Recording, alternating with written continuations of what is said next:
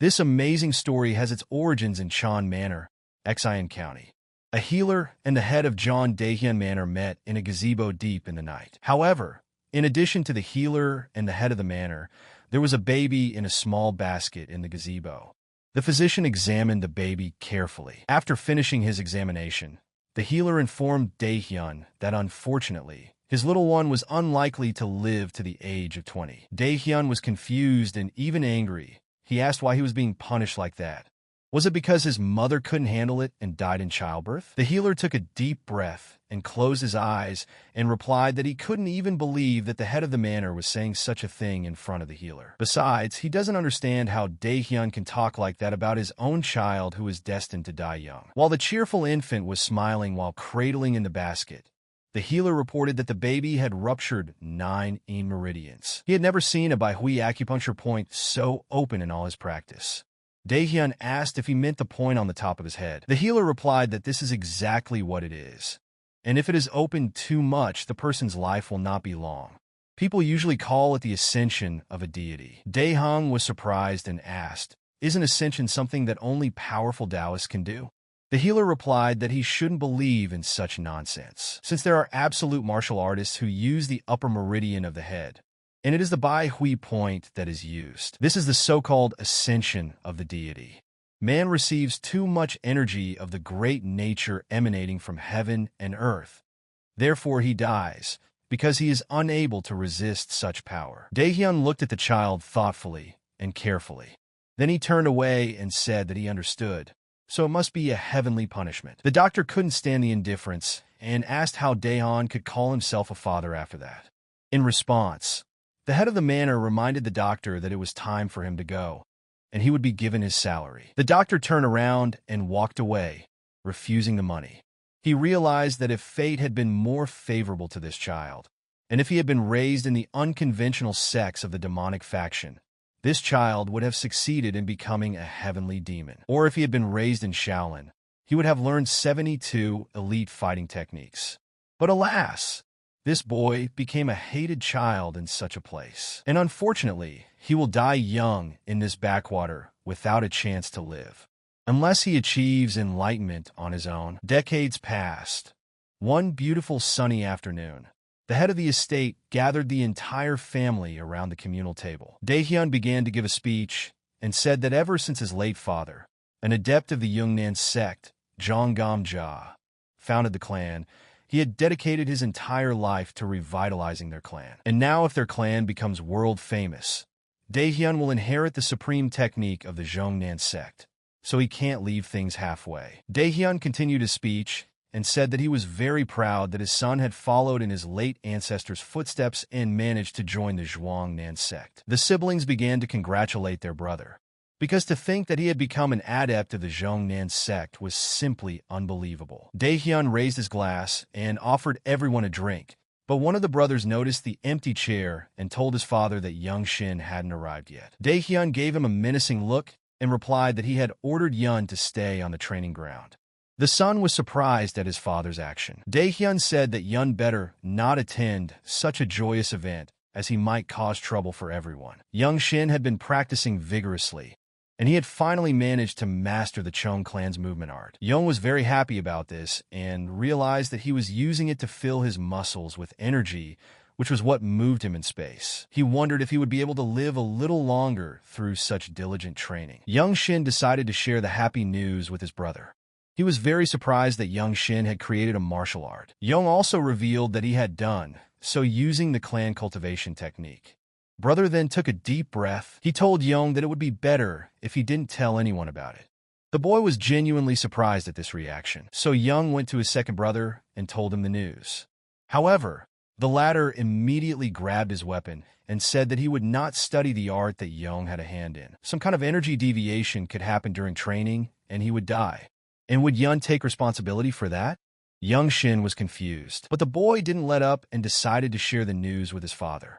Daehyun was furious when he heard the news, and he asked how Young dared to interfere with their martial arts. Did he think he was the founder of the clan? Rejected by everyone, Young sure retreated to the training room.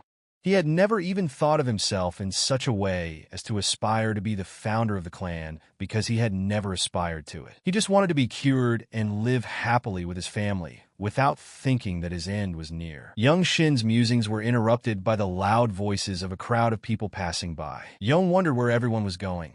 He remembered that today was the day of the visit of the martial artists from the Junnan sect. The Zhongnan sect is one of the 9 great sects in the world.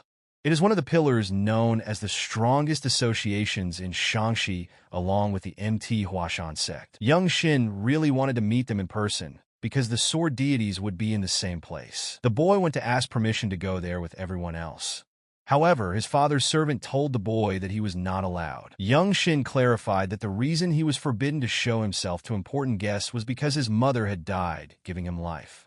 The servant replied that it was the head's order. The boy was very upset, but still decided that nothing would happen if he just looked from afar.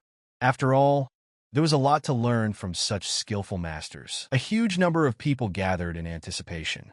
They were all intrigued to see who would appear in front of them, the elder, or perhaps the dragon with the heavenly sword. People were discussing that if people like them actually came here, it would be an honor for the clan. There was a loud shout that they were here. The martial artists of the Zhongnan sect had arrived. A red-haired girl of incredible beauty appeared on the horizon. The wind blew the strands of her hair, and her beautiful, long, pointed ears were visible. There were surprised conversations in the crowd about how it was a noble race. The representative of the noble race has arrived. Young Shin watched from the side. He remembered that the noble race is described in books as mysterious beings that can live forever. Some people mistake them for deities. Young noticed that there was an incredible aura around this girl. The main energy concentrated in her body comes out completely naturally, and the whole family were very excited. After gathering himself a little, Daehyun said he was honored to welcome the girl into their humble clan. The girl thanked for such a warm welcome and said that her name was Il Shin, and she was an elder of the Zhongnan sect. Sweat immediately covered Daehyun's face. He was surprised that Elder Zhongnan was from the noble race. Daehyun began to apologize for not recognizing the very deity in front of him. Il Shin replied that there was no need to apologize since she wasn't here to brag about her status. Daehyun apologized again for his disrespect, because the girl had come such a long way, and he can't believe he made the sword gods of the Zhongnan sect wait outside, and offered to lead them inside. Young Shin was also surprised that a member of the noble race was a sect elder, and he wondered how long she had already lived. Il followed Daehyun as they passed by the crowd, people bowing in front of the girl. Illinois saw Young Shin in the crowd, and they clashed gazes. Yun couldn't ignore such a sign of attention, so he bowed in greeting. Daehyun was immediately confused. He had to introduce his third son. Everyone around him surprised. Il replied that he seemed like a rather unusual and intelligent child. The father was embarrassed and apologized for his son's bad manners. The girl replied that she hadn't noticed such a thing. Daehyun says he's embarrassed to admit it, but Young Shin is the troublemaker in their family. Young Shin came to the training room. He had hope after seeing the energy of the martial artists of the Zhongnan sect. After learning the Chan clan's arts, he didn't know how to develop further, so he wondered what to dedicate his training to. Now Young Shin decided that it would be a good idea to try practicing with swords. Lady Il Shin was in the chambers with her attendants. One of the men said that this place was better than he thought, and with so much earth energy, the sword of Tyrant clan would want to get their hands on this place. Il replied that they would come here sooner or later, so they should think of a counterattack, but most likely they would have to sacrifice the clan. Then the second man asked if they could not then attack them and destroy them before they got over the walls. Mrs. Il didn't answer anything, but she thought it would be great if that happened. Among the 13 heavens, the sword of Tyrant clan was the most troublesome group, so Il ordered her men to remain vigilant and keep their sword at the ready. However, still all her thoughts were occupied only with that child, for he clearly stands out among the rest. At this time, Young Shin was in the training room practicing his skills, but he had no way of knowing why his Baihui was so open. Even though he had hardly meditated for a year because of the Chong clan's technique training, the amount of energy flowing through his head became even greater. Young Shin realized that if this continued, with less than half a decade left, he was about to pass out. The guy was gripped by panic. He became very scared. He realized that he had less than 5 years left. Completely exhausted and in despair, Young Shin went out on the porch to breathe. He looked up at the sky and cried. He wondered that even though he had completely mastered the Chong clan's movement art, he was unable to stop it. But suddenly the guy felt something happening, some sinister energy coming from the other side. Young Shin immediately grabbed his sword and headed that way, and the closer he was to the house, the stronger the smell of blood was. The boy was alerted by the silence that was all around him. But suddenly he approached the entrance and found the trap of the formation. Young Shin walked in and saw a huge number of people lying in blood in front of him. He didn't even realize that such a thing was happening in the Chan manor. The guy assumed it was that trap. All of the dead are members of the Zhang clan. We can only guess how strong the killers are. Someone shouted that they had spotted a survivor. Immediately, an armed man approached Yong. He told the guy that if he managed to keep his hide, he should have been hiding, not crawling out. The other villains were shouting that he had decided his own fate and should finish this kid off. The man then began to use a technique to destroy Yun, but Yun grabbed his arm and broke it in one motion. The man started screaming in unbearable pain. The other perpetrators turned around and found their fellow perpetrator lying on the floor with a broken arm. The criminals immediately grabbed their swords and started asking the guy who he was. Young Shin smiled and proudly replied that he was the third son of the head of the Zhang clan. The guy prepared to use the technique, his energy shining with a bright blue light. And at that moment, the man rose to his feet and started shouting that he was going to tear the bastard to pieces. However, before the man could even approach Young Shin, he blew his head off his shoulders with a single sword motion. The other criminals immediately pounced on the guy. Young Shin defended himself with dignity and took down one after another. The guy's incredibly strong energy and techniques were very difficult to resist. Young Shin destroyed everyone. After the carnage, the lad exhaled and wondered if this was his first training with the admirable sword.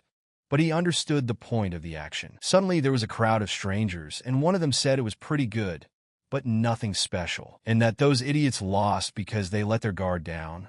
Young Shin stood there puzzled and didn't understand what was going on. The old man continued to say that even so, it was still amazing how one could be so strong at such a young age. One must have to devote one's entire life to training the marvelous sword. Young Shin furrowed his brows and menacingly asked where they came from, and if they were people from the Blood Flame clan. The stranger smiled and replied that the people from the Blood Flame clan were under his feet, and they were from the Sword Tyrant clan. Young Shin didn't understand what was going on.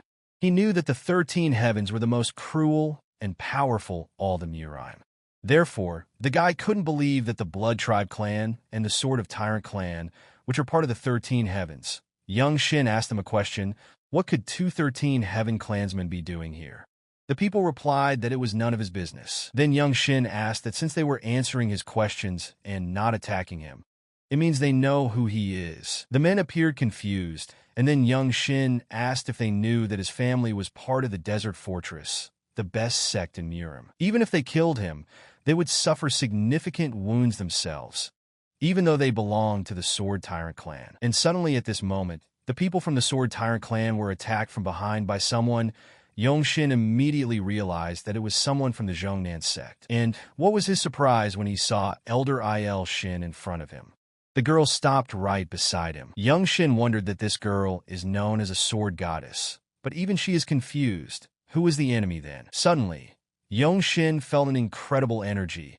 Everyone around him froze and turned their attention to the person with bright blue energy shining around him. Young Shin couldn't figure out who it was, but its energy was sinister.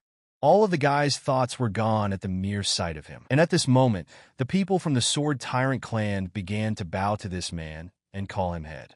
Then, Young Shin realized who was in front of him now. The man who rules the Sword Tyrant clan, which is part of the 13 heavens, and is considered the harbinger of calamities in Jianghu. Now, Young Shin had another question. Why would someone who was considered equal to the head of one of the 9 great clans be in a place like this? The guy realized that either way, if things continued like this, they were all dead men. So he decided he had nothing to lose. Young Shin pounced on the people in the clan and began to destroy them one by one. Il Shin was shocked, and the clan leader didn't think anyone would do such a thing. Young Shin destroyed half of the people from the clan and approached the head. He looked at the head and asked if he would kill him after this. The head ordered his men to stand still and told the lad that his spirit was better than everyone present combined. Il Shin appeared even more shocked, and the people in the clan couldn't believe that the head had seriously praised this brat. The head looked into young Shin's eyes and said that he would keep him alive. Then the guy replied that the leader couldn't kill him after all, because young Shin is the only grandson of the former commander of the Desert Fortress Divine Sword Squad. Il Shin couldn't believe her ears that this guy was the grandson of the former commander of the Divine Sword Squad. The head replied to the guy that the Desert Fortress was created by the imperial family to prevent the plot of the Murim forces. It was definitely not a good idea to mess with them. But the head continued that that wasn't the reason why he would let young Shin live. The head smiled and said that he liked this guy. His character and spirit was what a strong Jianghu martial artist needed. And if young Shin wasn't affiliated with the desolate fortress, he would have taken him on as a disciple. Everyone around them was shocked at what had happened.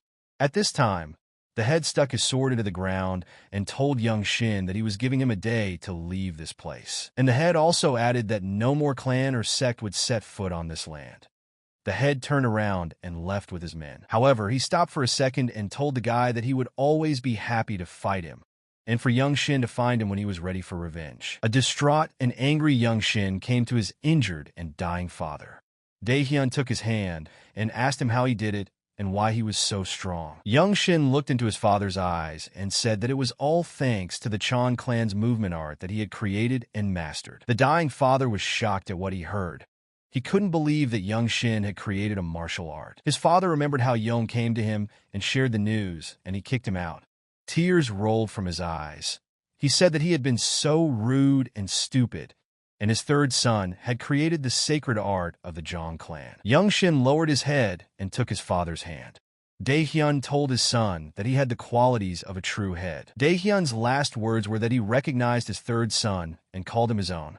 Young Shin held his father's hand. Another son of Daehyun ran into the room and threw himself on top of him with tears. The head courtier also entered with a girl in his arms. Young Shin asked how baby Hyo was feeling. The courtier replied that she was fine.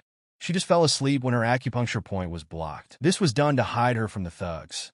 Young Shin looked at his brother and told him to raise Hyo in the Junnan sect. Since she has an exceptional connection with the 5 elements, therefore they will accept her. Then the brother asked young Shin what he was going to do next. The guy replied that he would take care of himself. Suddenly, Mrs. Il Shin entered the room. She called young Shin for a private conversation. The girl informed the guy that she was leaving.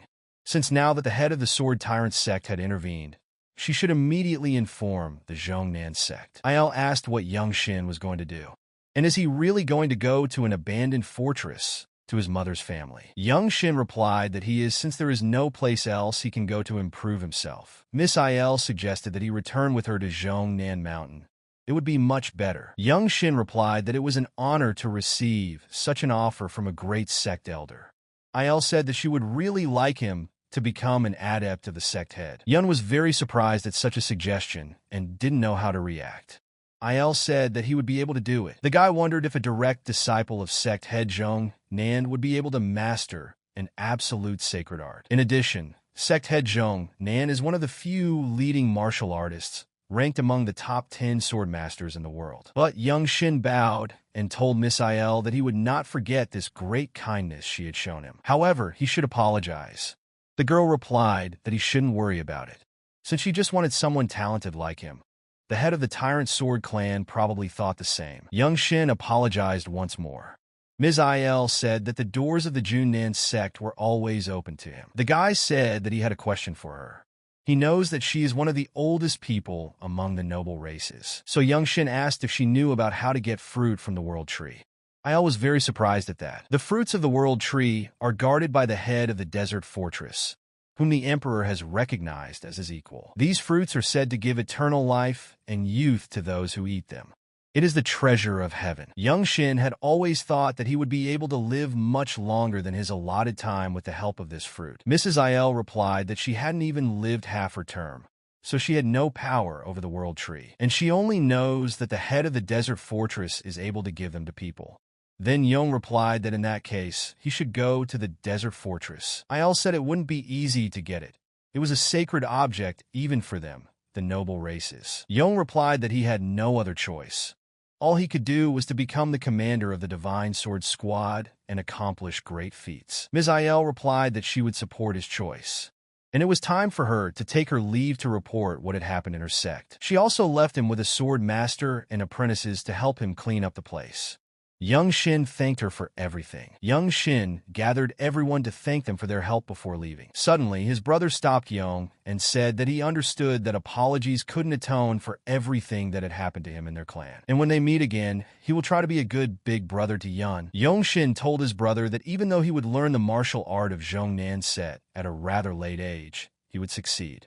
His brother promised Young Shin that he would be responsible for his training. Young Shin then looked into little Hyo's eyes and told his brother to keep her safe and teach her skills. Also, Young Shin asked the head courtier what he was going to do next and where he was going to go. The courtier replied that there were small offshoots of the Chan clan in various places in Nanyang, and since the lineage of the Chan clan was alive, he would take care of the remaining ones. Young Shin replied that since they know he's going to the desert fortress, he hopes they can see each other from time to time. The guy realized that since the head courtier was proficient in martial arts, he could handle it and could be relied upon. Young Shin went on his way and lastly said that he hoped they would enjoy life and take care of themselves. The head courtier was surprised that the guy wanted him to enjoy life. The courtier couldn't remember anyone from the Zhang clan saying something like that. Young Shin arrived in Xinyang. The guy went to look for a place to sleep since it was already deep into the night. The boy was glad he was finally here. The deserted fortress is truly incredible. Passing by the men drinking, Young Shin heard them discussing that the manager here had hit the jackpot. He said that all the booze had run out because of the influx of guests, and lately the taverns have been in chaos.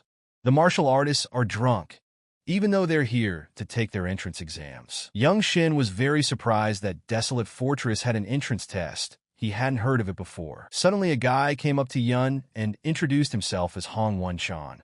He asked Yun that if he was here to try to pass the entrance exam too. Young Won was surprised and asked why he was here.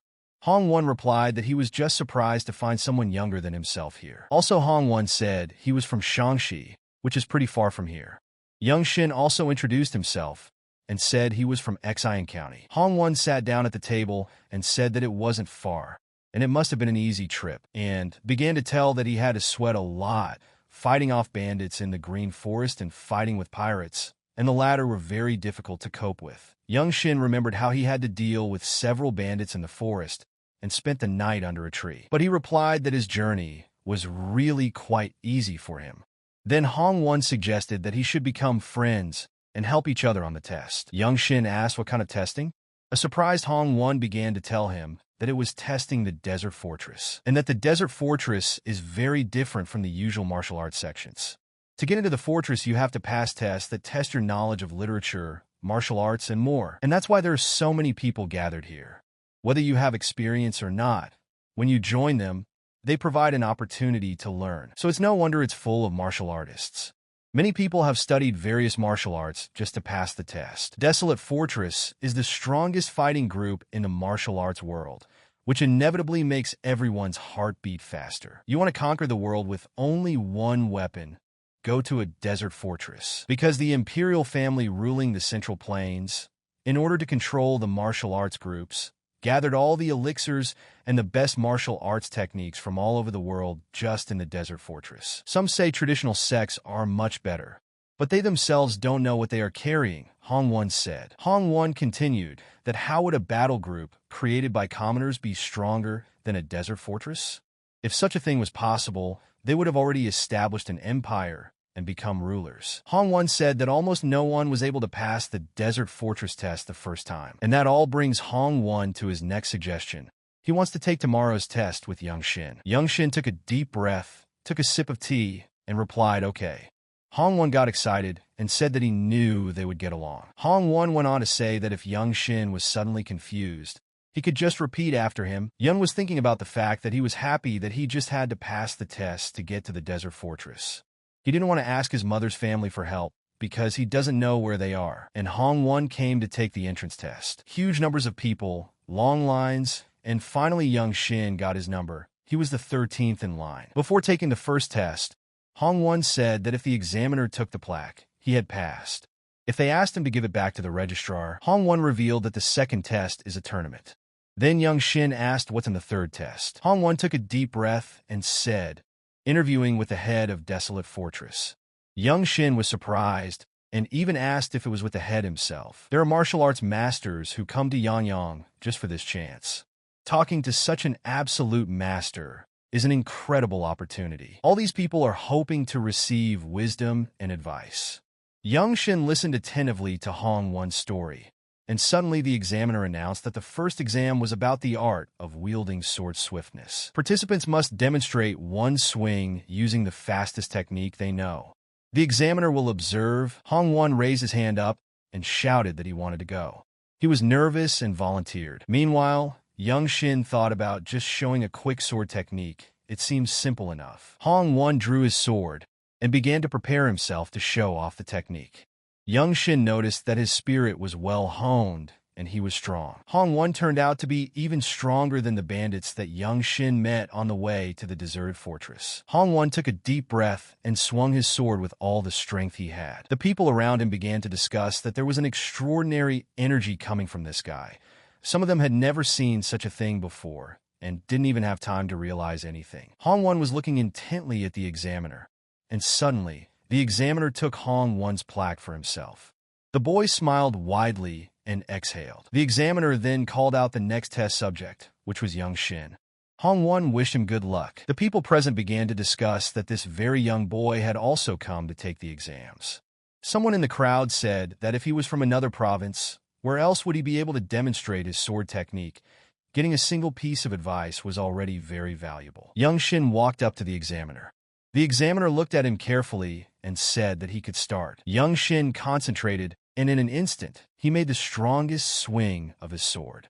The impact was so strong that the shockwave made the examiner's hair shake. Everyone around was surprised. No one would have thought that this guy would show such a great result. Hong Won was simply shocked. No one even noticed before young Shin drew his sword and struck. The examiner looked at young Shin carefully and said that the future of the desolate fortress was right here. He then held out his hand and asked for his plaque. The examiner looked closely at number 13 and told young Shin to stick to his path. Young Shin returned to his seat, threw on his cape, and started to walk away. Hong Won immediately rushed to catch up with him and asked him if young Shin was the son of a famous family. Young Shin asked in response, "Does it make a difference? After all, after entering the desolate fortress, all that matters is martial arts." Hong Won was surprised and said that means young Shin is really planning to take the desert fortress test. Young Shin asked him that isn't that what everyone came here for? And besides, Hong Won wants it too. Hong Won was confused and said it was true. He thanked young Shin and said he would go. Young Shin was even a little upset. He had hoped that the kind and talkative Hong Won would pass the second exam. Young Shin went to meditate. He remembered that the second exam was a tournament in which participants competed against others in martial arts. Young Shin has 3 weeks until the second exam. Considering the upcoming exam, the right choice is to maintain his skills. Yong decided to train the Chong clan's movement art and swift sword art, as well as the origin writing ability and enhanced chi movement technique. 3 weeks had passed. The day of the second examination arrived. The participants were warned at the entrance that they had to wait here until they were called. 2 of the participants noticed the guard's clothing. In a way, they were somewhat discouraged, since they had heard that the white suit meant an entry-level martial artist, but they were confused as to why his energy was so strong. Someone in the crowd said, "Isn't it obvious? Even just wearing a white Forza means your future is promising." Suddenly Hong Won appeared. He ran up to young Shin and said that he had grown up a bit. Yun replied that he looked good too. Hong Won proudly said that he had really accomplished something. And then he asked Yun if he remembered that winning isn't what's important in this exam. Even just participating in one of the 2 matches of the tournament is enough to catch the eye of one of the Desert Fortress Masters who will be watching the tournament. Even though it's the hardest part, said Hong Won, who already has experience. Then Yun asked, "What does it mean that even if you win 2 matches, they still might not let you go on?" Hong Won responded that it is, and the problem is that the exam supervisors will have higher demands today. Yun was surprised and asked why that was so. Hong Won replied that he heard that the White Qilin was participating in today's Desert Fortress test. The White Qilin from Namgung? One replied that he was the one. He managed to take down an infamous group of bandits before he turned 15. He beheaded a sword master from an unconventional sect, a hidden assassin. Hong Won also revealed that there are rumors that he defeated all the top fighters in the tournament of the 8 Great Dragon and Phoenix families when he was only 18. Young asked in surprise, since he was a young fighter from the Namgung family, what was he missing? Why would he join the desert fortress? Hong Won replied that it was because he was the child of a concubine, and the position of clan leader was not available to him. And if he were to rise to the position of lord of the desert fortress, it would be equivalent to being the head of the 8 great families. There is far more power than a mere clan head. The desolate fortress maintains order in Jianghu, the heart of the Central Plains. The conversation was interrupted by a guard shouting. He said the names Nanyang, Henan Province, and Yongshin. Yongshin looked at Hong Won and said that he hoped they would see each other again. Here in the deserted fortress, Yongshin walked inside. His opponent appeared quite confident and aggressive. There was a crowd of onlookers standing around. The examiner gave the command to begin. Suddenly, the opponent started laughing. Young Shin stood in bewilderment. The rival said that Young Shin must be desperate and know his place in the world, resembling a moth circling in the light of a lamp. Then he started to mock Young Shin. But before the opponent could finish his speech, Young Shin threw a punch. The opponent was left without teeth and fell to the floor. 2 guys came over and dragged the man's body away. Suddenly, someone in the crowd asked to try to fight with Young Shin too. Yun looked at the boy carefully and agreed. They stood opposite each other and prepared for the exam to begin. Those present immediately began to discuss who would be stronger. And suddenly someone said that Namgung shouldn't expect anything less. Young Shin heard this and realized that this guy was the white Chilan Namgung.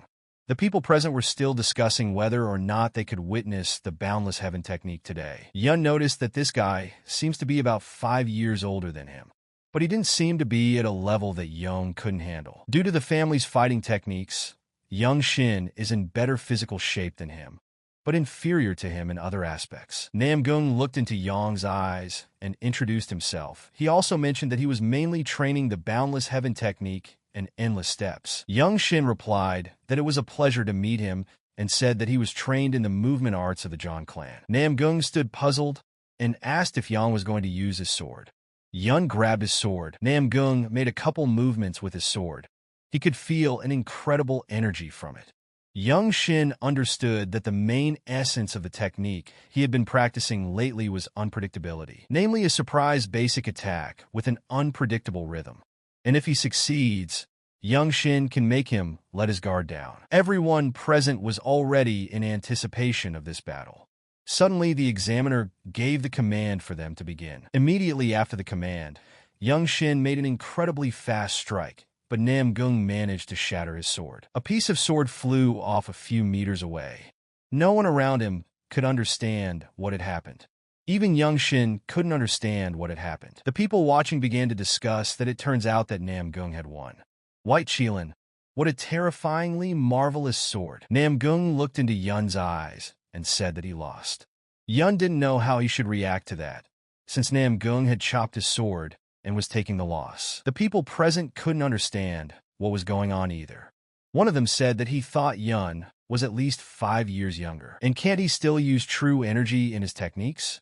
The man also said that there was a powerful martial artist lurking in Hunan, and it's even scary to imagine what this guy will become. The examiner turned to Young Shin and said that if he went north, he would see another garden. Young Shin approached Namgung and bowed, and said that he would be very happy to fight him again. Namgung replied that he wanted to say the same thing and would look forward to it. Young Shin went out to the garden. There he saw several other people sitting waiting. One of them was surprised and said that such a young one was able to pass the second exam. He thought Namgung would enter first. Young Shin was pondering.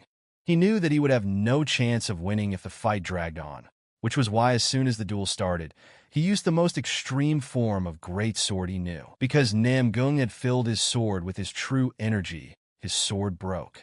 On Young Shin's side, it was a failure due to the reckless use of an admirable sword, but instead, Namgung recognized his defeat. The Chong clan is the third-ranked branch of the clan in Xian County. Young Shin recalled the words of the man who was surprised that he couldn't use true energy in his techniques yet. If there was someone at home who knew how to use such a skill, there was no way Young Shin would have learned it. However, he knows it now. It wasn't until he saw his mistake that he realized how to do things better. Now Young realizes that it's not as simple as putting his energy into a sword. He realized that he could use true energy as a means to become one with the sword. Young Shin began to use the technique, and the people around him couldn't believe that it resonated with the sword. They started discussing that it was impossible because he was too young. Young Shin felt as if the sword and his body had joined together. He realized that it must be the union of body and sword. Young Shin felt incredibly peaceful and opened his eyes to see Nam Gung in front of him, who congratulated him on his enlightenment. Young looked at him carefully and thought, was he protecting him? Out of fear that someone might get in the way of his enlightenment? Young then thanked Nam Gung for keeping him safe and congratulated him for passing the Desert Fortress test. Hong Won came over and said that he was actually here too. Young Shin smiled and congratulated him too. Hong Won asked Young Shin if he knew he already had a nickname. Young was surprised and asked what else the nickname was. Vaughn said that when someone showed exceptional fighting prowess or attracted attention, people would give them a nickname and then refer to them that way. Most nicknames represent a huge honor for martial artists, not counting those who perform chilling acts. The Cliff Swordsman, the First Neutral Spirit, and the White Qilin, these were all nicknames. Nam Gung said that he had heard about it too. Yun replied that he had just passed the test after all. Nam Gung said that his nickname is now Lightning Genius. Lightning Technique? Lightning Skill. Nam Gung said to let Yong judge for himself, that if even the Desolate Fortress martial artists call him that, then it turns out his nickname in Jianghu. Then Young Shin asked what made them think they weren't teasing someone who was just a little deft with a sword in this way. Nam Gung laughed and replied that if it was a little tricky, he was a total zero at it. Young Shin wondered if it was a nickname he wouldn't have even dreamed of when he was training at the Chan Manor. The examiner asked everyone to gather around and informed them that there was one last test left. Whoever passed, it would join the deserted fortress. Young Shin was a little worried. He thought here was a living part of history and one of the strongest martial artists. Meeting with the head of the desert fortress. Everyone took turns going inside, and Young Shin noticed that everyone came out rather quickly. Did the head just watch and not say anything? The guard shouted that Young Shin was next. A little worried, Young went forward. He remembered that he had been told to go up to the top. He began to climb the steps and came to a huge door.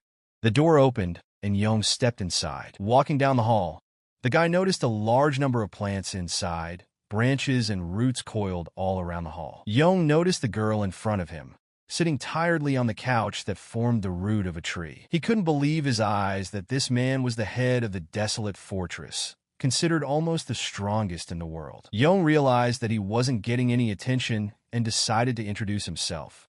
After that, the girl turned her head and looked him in the eyes. She told the tree that it was related by blood to this child.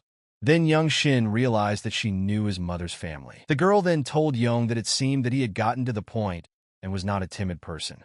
Young replied that he was the grandson of the former commander of the Divine Sword Squad. The girl replied that he would soon be part of the Council of Elders. This man was not the type to just give up. The girl then looked at Yun carefully and said that he was hurt. He replied that there was no need to worry. It was nothing serious. It was just a normal family matter. The girl replied that she didn't think so, and that it was just all hidden by his trained body. She also suggested that Yun had only lived for about 15 years, but she agreed that an outsider shouldn't get involved, but the matter should still be resolved. Young apologized. At this time, Yun thought that the extraordinary look she exuded as someone with absolute power was the topic of conversation, not his family problems. Suddenly, the girl stood up and said that she liked Yun, and she thought it was funny that he didn't bow his head. Even though he came here for a reason, there was something he really needed. Yun was wary that she knew he had come for a purpose. He wondered if she was aware that his Bai Hui acupuncture point was too open. So Young decided to find out from her personally. He asked if someone like him could survive if he ate the fruit of the world tree. The girl replied that there is absolutely no information about that right now, but yes, he can get what he wants. Yun asked if he could have it. The girl replied that it would only depend on his actions. Yun thanked her and replied that it would be enough for him. Then, Young excitedly asked if he was now a desolate fortress martial arts master, and replied yes. She said that he was the next commander of the Divine Sword Squad. Young walked away and thought about the fact that she had named him the next commander of the Divine Sword Squad.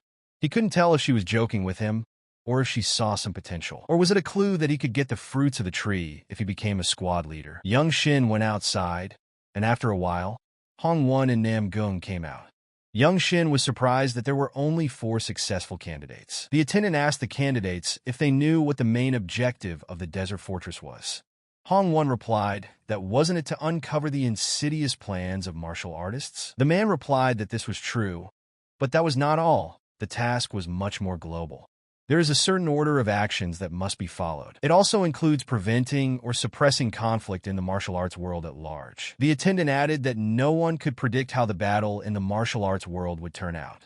And nowadays, as the land is filled with rumors of the revelation of the new location of the heavenly demon tomb, the Central Plains may once again be flooded with blood. And if those who crave for secret techniques and unrivaled battle elixirs only fought amongst themselves, that's fine. The cruelty of greedy masters affects not only the masters, but also the common people. To catch these hellish events again is like going back to the pre-imperial period. Hong Won recalled the incident with the heavenly demon tomb. A whole 17 years had passed since that dreadful moment. The attendant said that the problem is not only Samvedo. The old factions and the 8 great sects are also adding to the trouble. And if left unchecked, the common people will suffer. And if the people are dissatisfied, it will make it difficult to collect taxes and create problems for the government. That's why the imperial family spends a colossal amount of resources to maintain this place. The attendant brought the candidates and told them that the desert fortress had a task for them: to eliminate the masters of martial arts that distort the usual pace of people's lives. Young Shin was pondering all of this at this time and realized that the task was to behead the enemies who were preventing people from living. The attendant pointed to a cabin and said that they would reside here, and once settled in, they would be assigned to an enclosure appropriate to their grouping and given basic necessities. And so a week passed. Young Shin was meditating in his room and thinking about the fact that the distribution was taking longer than expected. Suddenly, someone knocked on the door and asked for permission to enter. Yun gave permission, and Hong Won came into the room. Young Shin asked him why he came. Hong Won said that he had heard a rumor that the distribution was over, and they would be together in the same faction. Young thought about it, and Hong Won asked him if he had heard any more rumors. Yun asked what rumors. Hong Won revealed that the leaders of 17 martial arts groups under the leadership of Shin Gamdan participated in martial arts competitions that select new martial artists. Young Shin wondered what it meant that the leaders of the fighting factions represented the desert fortress. He asked Hong Won if it meant that the faction leaders had to compete with each other. Won replied that it does. And also Hong Won said that many people just want to acquire a nickname like White Citadel or Lightning Genius. The next day was the Ma Guanik training camp. Hong Won couldn't get enough of his white uniform. Everyone gathered in anticipation, and suddenly a Ma Guanik leader named Ma Jin appeared. Young Shin had heard that he was claiming the title of the strongest among the 17 leaders of the desolate fortress, and there was clearly a strong argument for it. Jin walked up to Young Shin and Hong Won. He looked Young in the eyes and said that this one is the Lightning Genius. Young Shin replied that it was him. Jin smiled and said that he could see his spirit, and people like Yun don't give up easily. Jin informed the boys that the fighting force under Shin Gamdan in the desert fortress was something like a sect in the Central Plains. And here they would learn martial arts and carry out missions. And also the leader said that those present here are now their elders and mentors. Hong Won raised his hand and said he had a question. Mr. Jin gave him permission to speak. One thanked him for the opportunity and said, "What here is Mr. Jin saying is that they will learn martial arts in the desert fortress. But does that mean everyone will learn the same martial arts?" Jin replied that this was not the case, and everyone would be trained in a unique style, but naturally their knowledge was limited to only Ma Guanik techniques. Upon hearing this, Hong Won began to shout for joy that he would learn the famous Ma Guangle. Jin told him that hard training was necessary for survival. Young Shin remembered that he had heard of this technique as well. Ma Guanik is a rather famous group among the 17 forces under Shin Gamdan's leadership. They had once faced 24 elite masters of the Wasan sect in battle and hadn't lost a single fighter. This incident has only strengthened the faith of those who believe that the desert fortress is unrivaled in the world. Jin told the guys that the desert fortress belonged to the Huangli sect. Here, attacking a martial arts master is not considered treason. Therefore, they can safely challenge the strongest to learn and improve. Yun was surprised and asked why this was not treachery. Jin replied that there were too many unconventional fighters in the martial arts world. Someone practiced demonic arts to the point of memory loss, and some have simply mastered mind-numbing arts that allow them to slip past the strongest masters and escape into hidden valleys. Simply put, even if one practiced in a desert fortress for a long time, it didn't provide any advantages in the eyes of the imperial family. That's why it's so important to do your best to become stronger, otherwise death. Jin also said that if they went on a mission once and came back with a wound from Namgung Chalgom's sword, they would immediately understand everything. Suddenly, one of the people present said that Jaewon Jemahung was really scary. He lifted his hood and looked at the guys. Young Shin immediately thought that Jivon Jemahung was a world-famous forbidden technique that only the rightful heir of the Namgung family could master. Young reasoned that if it was about Namgung Chalgom, wasn't he considered one of the strongest masters among them? Young couldn't believe that it was a guy who had actually encountered this technique and survived. At this time, the guy was coming closer to them. Finally, he approached and suggested starting with Lightning Genius, as he had heard that his sword was unrivaled and wanted to see for himself. Young Shin accepted this challenge and stood in front of the guy. The guy grabbed his sword and introduced himself, saying that his name was Cheon Min and that he was born and raised here in Yongnan. Young Shin also introduced himself and said that he was from Xian County. Cheon replied that being a backwater has a right to exist too. Cheon continued to hit on Yun and said that even a 10-year-old child is capable of catching wind with a sword as long as they practice. It's only in actual combat that it becomes clear who can do what by swinging. Cheon said that since Yun was able to be here at this age, he must be quite talented. Then he held out his sword and asked him to show what he could do. Cheon asked him to reveal the potential of the sword. Yun pulled out his sword, and those present were shocked that it was a black sword. Young Shin repeated to himself that he needed to focus. He inhaled and exhaled several times, repeating that he was reading the energy of his opponent's breath. And now it was the moment. Young Shin used the swift sword technique, but Cheon managed to resist. Yun was very surprised. He didn't realize when Cheon had time to raise his sword. However, Yang remembered that Cheon had survived against the sword of Namgung Chil, a true master, and it was easier than it looked. Young Shin decided to take a chance. The battle was equal.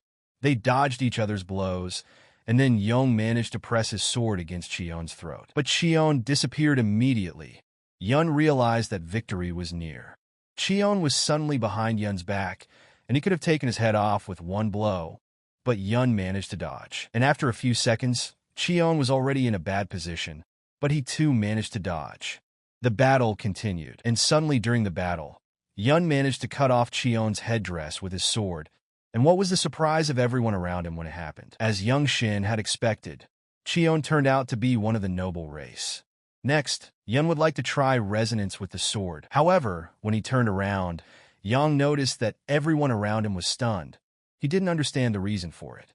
And Cheon was also agitated. Young Shin asked Cheon if he had anything to say. Cheon was surprised. Yun said that he knew that Cheon himself had let him make some put-downs and asked him to be honest. Cheon asked Yun how old he was. Yun said he was 15 years old and asked why that mattered. The enemy usually doesn't care about age. Only real accomplishments matter. Cheon was incredibly shocked when he heard that Yun was 15 years old. Yun couldn't understand why it even mattered how old he was if it was a matter of life and death. Those present were also shocked. They began to say that such skill at 15 years old was unbelievable. The heavens themselves must have made a mistake. Cheon said that he had been to the Dragon and Phoenix tournament, but he hadn't seen anything like this there. Even if someone studies the path of perception since birth, to reach such heights is just something. One of the crowd chuckled and said that he was considered a rare talent in his neighborhood. The man standing next to him told him that such a rare talent might as well freeze to death by accident. Hong Won, meanwhile, couldn't recover. He stood motionless with his mouth open. Cheon smiled and hid his sword back. Jin had individual lessons with Hong Won and Yun while everyone else watched. Jin showed Hong Won the technique by example, but Won was unable to replicate it. Jin told him that at least he was able to stand at least. Hong Won cried out in pain.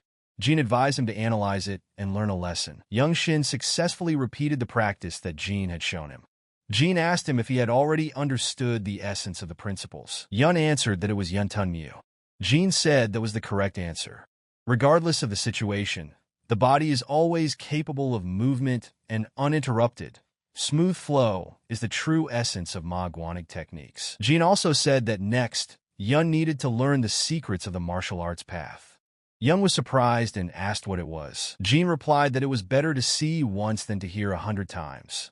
Then he walked over to the two pillars standing at the entrance to the house. Jean placed his palm against the pillar and told Yun to watch carefully. He concentrated and began to infuse all of his power. Suddenly, with one palm movement, Jean shattered the pillar into many shards. Hong-Won opened his mouth in surprise. Jean turned to the guys and said that this is the perfect moment and the optimal strike. The path of martial arts draws this trajectory, and if one follows the path of martial arts perfectly, a perfect strike can be achieved. Yong reasoned and realized that it meant, in other words, that it was necessary to understand when and where it was best to hit. Jean said it would be hard to master it with just one look. After all, it's a skill that only comes with practice. And it's something you'll have to work at for the rest of your life. Yong was surprised and thought it was somehow too much, working on it all his life, and he thought he could do it now too. So Yong decided to give it a try.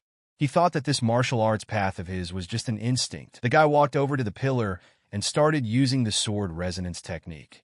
He repeated to himself that he needed to slowly dismiss all unnecessary things from his mind. His aura shone with a bright blue light. Yong drew his sword in a second, and in just one motion, he chopped the pillar into tiny shards. Then Yong smiled and thought that this was the whole secret of the martial arts path. He had comprehended the basics of Manhwa technique. Now Young Shin realized that he only had to practice this in real combat. Then he turned around and saw the stunned faces of everyone around him. Yong hid his sword and said that it was probably weak, but it was still the first time, and to use it properly, more actual combat experience was needed. When life and death can be decided in an instant, ordinary training means little. Yong bowed and thanked him for the lesson. Jean folded his arms and told Yong that now he had to think hard about how to train him further. Hong-Won came to Yun and asked if he had heard how their elders had clashed with the Chunshin faction recently. Yong was surprised and asked, "What about the laws of the desert fortress? Isn't fighting outside the training grounds for punishment?" Hong-Won took a deep breath, and Yun asked what the fight was about. One replied that it seemed like a student from the Chunshin group had gotten into a drunken fight. He instigated a fight and said that you can't learn anything under Jin's leadership in Manhwa. Yun was surprised and asked. Hong-Won replied that Yun clearly doesn't understand the world of martial arts. That's the way things work in this place. One careless word can turn into a conflict. It is only by overcoming such trials that each builds his reputation and wanders freely afterward. For any victory is a cause for pride. Hong-Won started yelling that the seniors were just protecting their newcomers, and if they said that to him, he wouldn't know what to do.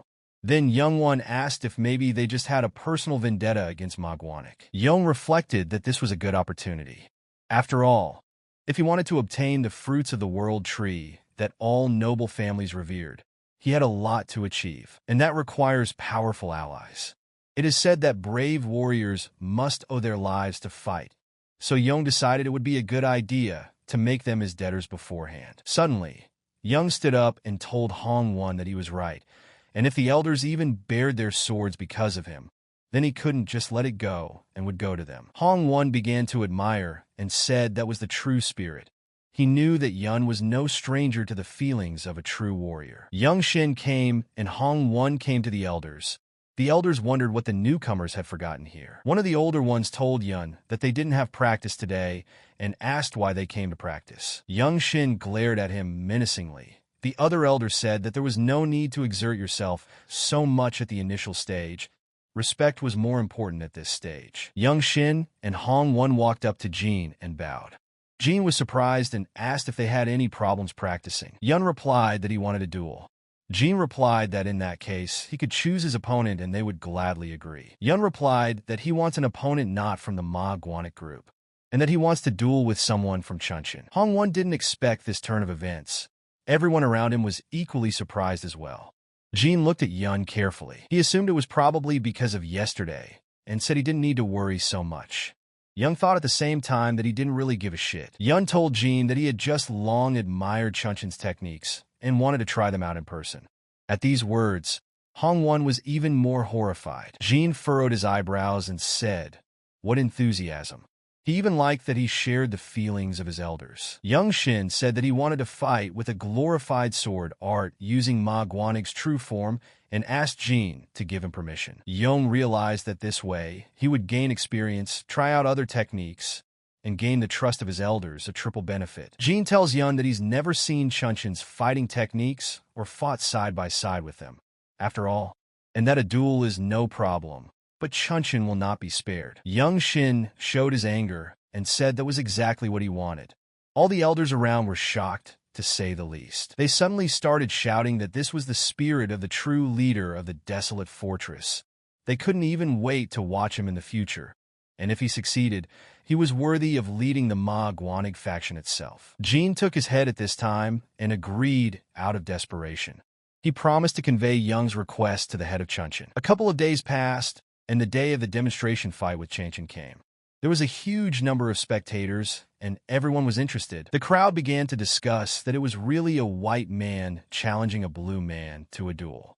Someone replied that, to be precise, it was just a training sparring. Hongwon was also watching from the sidelines and heard the crowd already discussing that Young Shin would last 10 seconds at most. Some even claimed that a rookie in white clothes wouldn't last 10 seconds against a blue one. Unexpectedly, Jin and Han Kolmo, the leader of the Chunchin group, walked in.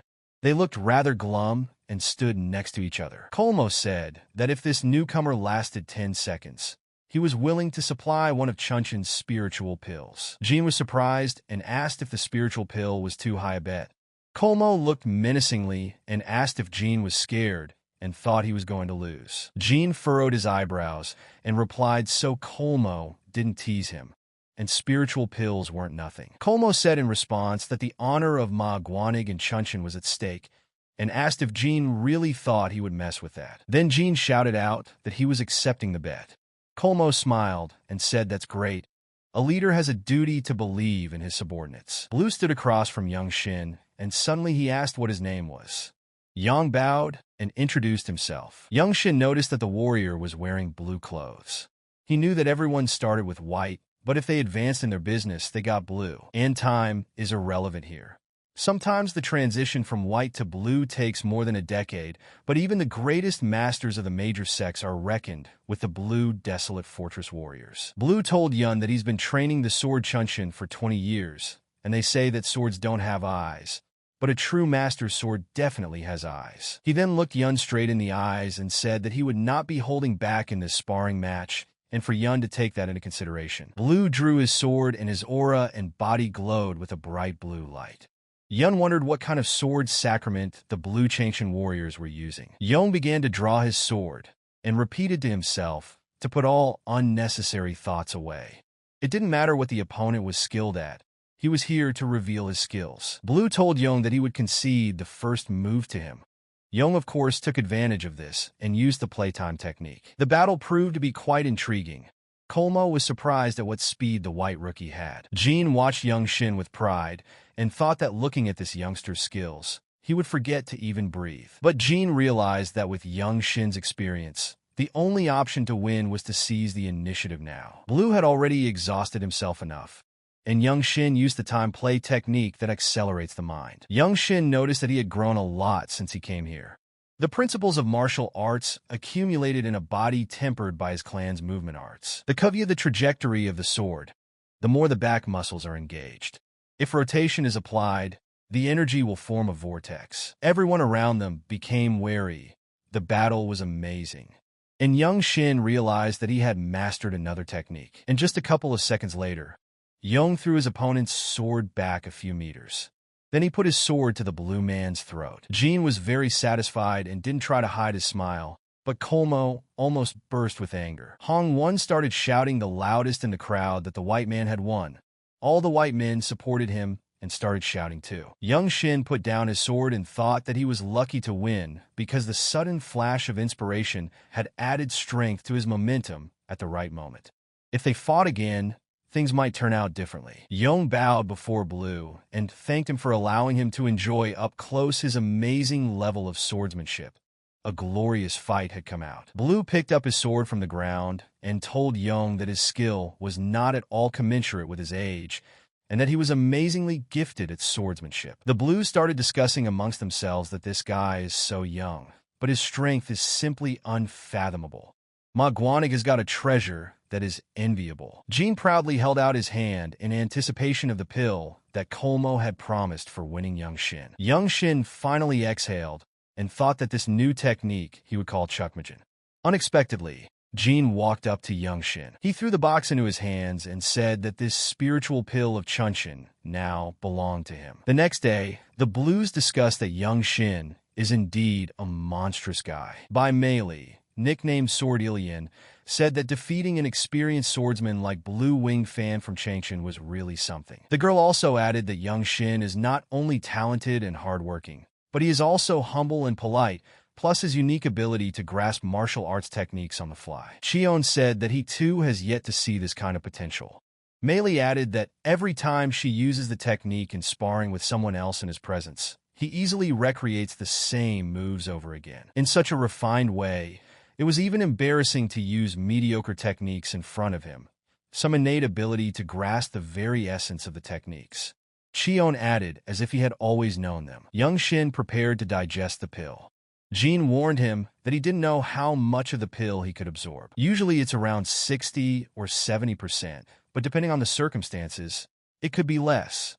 Jean also told Yun not to push himself even if the pill doesn't meet his expectations. Jean warned that Yun could damage his energy core or meridians if he wasn't careful. And the key to assimilating the pill is to let its energy circulate with the qi until it dissolves completely. If the flow of qi becomes unstable, Jean will intervene, and Yong must remain calm and follow the flow. Yong listened to Jean and put the pill in his mouth. He felt the energy of the pill begin to spread inside him. An incredible golden aura appeared around Yun. Cheon and Mei were outside at the time, and they noticed that Yun had already started absorbing the pill. They were curious how strong Young Shin would become after absorbing the energy pill. Jean watched Yun carefully and noticed that this was his first absorption experience. But his flow of qi didn't waver. Jean didn't even have to intervene. Young opened his eyes, and Jean informed him that he had fully absorbed the energy of the pill. Young noticed that his qi had strengthened perceptibly. Jean couldn't believe that he was able to absorb all the energy on his own. Young realized that as his internal energy increased, he could sense things he hadn't even noticed before. He somehow sensed that his elders were all around the perimeter of the area. Young Shin asked Jean that were they all guarding him while he was absorbing the pill. He also asked why everyone was so nice to him. Jean replied that it wasn't about him specifically. It was natural for the faction to take care of all its members. In the world of martial arts, where life and death is often a matter of life and death, solidarity is natural. The higher the fighting skills, the better it is for the Manhwa faction. After this conversation, Young Shin went to his room to meditate. He realized that his internal energy had increased. It wasn't comparable to the qi he had before. Young decided to see how much stronger he was in the training room, and on the way he was stopped by Mei. The girl asked him if he couldn't help himself and came here to train. Young replied that he did. Mei said that she too picked up the inspiration to practice while she watched their fight. Young noticed the girl's blue clothes and congratulated her on her promotion. The girl replied that it was a small step forward. She apologized for her interference and offered Yun a sparring session. Young smiled and replied that solo training could be done at any time, and learning from a senior Sword-Elan was a rare opportunity. The girl asked to be called Mei. Then they stood opposite each other, and Young said he would start. The girl waved her fingers and Young threw the first punch, but Mei deftly dodged, and they almost collided. Mei grabbed Yun's arm in a flash and threw a punch. The boy was surprised at this maneuver. Male and Young Shin showed their techniques one after another, their energies resisting each other. The girl paused for a moment and said that was commendable. Young asked her in surprise if she practiced Chunjin. Mei replied that it was so, as a swordsman who studies Ma Guangle cannot rely on his sword alone. Close combat techniques such as Chunjin are extremely effective, and even if the opponent knows how to strengthen the body qi, it will allow to break this defense. But the effectiveness of Chunjin depends on the ability to properly put internal energy into the strike. Young asked if he could share his observations of the newcomer. Malin replied that he could talk. Then Young revealed that he had been quite sensitive to qi since childhood, so he had noticed a slight problem in Mei's control. The girl was very surprised and wary. She asked if Young Shin was really able to see the movement of qi. Young replied that wasn't exactly true. Then Mei asked how he knew about the control issues. The guy explained that he doesn't see the flow of qi inside the body. He only observes the flow as it goes out with the energy. Mei replied that even that was hard to believe. Such a sense of perception was only given to purple rank masters. Purple rank master. This is the top of the hierarchy of martial arts skill in Desolate Fortress. White comes first, then blue, black, and only then purple. Mei asked that Young keep talking, and she would take note of his observations. Young said that if you looked closely at her palm technique, it was more suited to embedding qi than any other technique. And the very nature of her internal energy seems more suited for close combat techniques. And if you put more qi into this technique, it would become much more powerful. Mei looked at him and asked him that he thought he was facing some idiot who didn't know how to distribute internal energy, and that he didn't think she was putting in enough qi. Young Shin immediately apologized for saying something unnecessary and upsetting her. Mei replied that she was the one who should apologize and thanked Yun. Mei came to Jean and told him that Young Shin had revealed her fighting skills. She asked if Jean had accidentally mentioned the origin of her skills in his presence. Jean replied that it was nonsense, and he wouldn't tell anyone something so important. Jean suggested that maybe he'd had an epiphany of the techniques they were persistently developing from the lost art of the divine demon. Mei replied that it seemed so. Jean stood up and started saying that Young Shin, this guy, is special, and even if the whole world goes around, it would be hard to find a similar talent. Such a person only comes along once in a generation, and even those whose skill is undeniable will attest to that. Mei asked Jean if he really thinks Yun is at such a high level. Jean replied that he was definitely a future elite in the hierarchy, and no matter what others think of him, you definitely shouldn't dismiss his words as beginner's advice. Wondering if Jean meant that she should discuss the divine demon art with Young Shin, Jean replied that her self-training has limits, and he doesn't have time for it. And in such circumstances, Yun's advice is very appropriate. Since he has the qualities of a great master, he adapts everything he learns to suit him. Mei resented this. Jean said that the only problem lies in Young Shin's character, and a small assignment just came in. He asked Mei to go and observe how Yun handled life and death circumstances with his comrades to see if he was truly trustworthy. Jean speculated that in 5 years, Young Shin would surely be leading Magwanik. Malaye, Cheon, Young Shin, and Hong Won went on a mission. Now Malaye has to see for herself the gut of her future leader. They rode their horses and arrived at the Jingping County Post Office. Hong Won got off the horse and almost cried. 10 days on horseback was too much. Jean had brought the boys up to speed. He told them that someone from the Blood Flame cult was terrorizing the village, regularly killing livestock and destroying crops. This is happening in Jingping County in southern Shaanxi. There are factions there that could have dealt with it themselves, but there was a recent incident involving the theft of elixirs from the Huashan sect. Hong Won couldn't believe that the Huashan sect's elixirs had been stolen. He asked that Jean just not say that the stolen pills were Jacidin, supposedly comparable to the Great Shaolin Revival. Jean replied that it's like this. And the scale of this mission requires the mobilization of the entire Shaanxi martial community, and they don't have enough resources. And that's why they asked for help. And that's why Jean assigned the 4 of them to this mission. Finally, they arrived at the place. Suddenly, a man came out and began to say indignantly that they had sent the request so long ago, and the warriors had arrived only now. He also started to say that he had always respected Desolate Fortress as the sword of the Empire, but he didn't expect such a frivolous attitude after all. The man walked closer to the guys and kept muttering. He looked at them carefully and said some suckers had arrived as well. The man looked at them contemptuously and asked if they could handle their abuser. He was not sure about it himself. Young Shin looked at Mei and asked what this one wanted from them. The man heard Yun call him a name and became indignant. Cheon replied that many of the local officials were ignorant, and in such a remote area, they probably have never seen a real martial artist. This is why some equate swordsmen in the service of the Empire with their personal janitors. The man started shouting, that how dare they talk like that? It's unheard of insolence. Young Shin sighed and asked Cheon what could seal his acupuncture point. Cheon replied that it would be okay. The man finally lost his temper and started yelling. Young Shin slapped him on the neck with 2 fingers and told him that they didn't care about his outrage. The ward immediately rushed to his master's aid, and the boys moved on.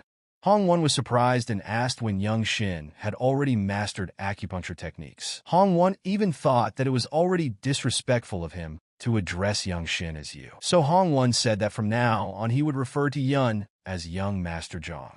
Yun replied that it was as he wished and called Won the divine guardian of the desert fortress. Hong-won almost melted from what he heard. He never dreamed that he would be called the divine guardian of the desert fortress. Cheon approached Young Shin and asked if he knew about the unspoken law of non-interference. The government and the martial arts world do not interfere in each other's affairs. Jin then added that they, unlike many other fighters, can afford a little more in dealing with officials since they are acting on behalf of the ruling people. It's nice to put such fools in their place who think they can tell them off. Cheon said that this is the privilege of a desert fortress fighter.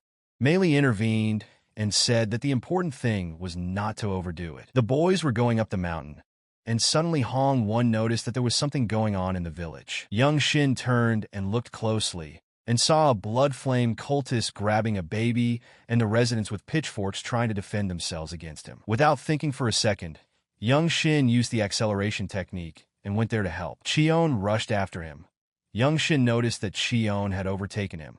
He realized that it was the Meng clan's movement technique. And then Young Shin saw Meili and Hong-won overtake him as well.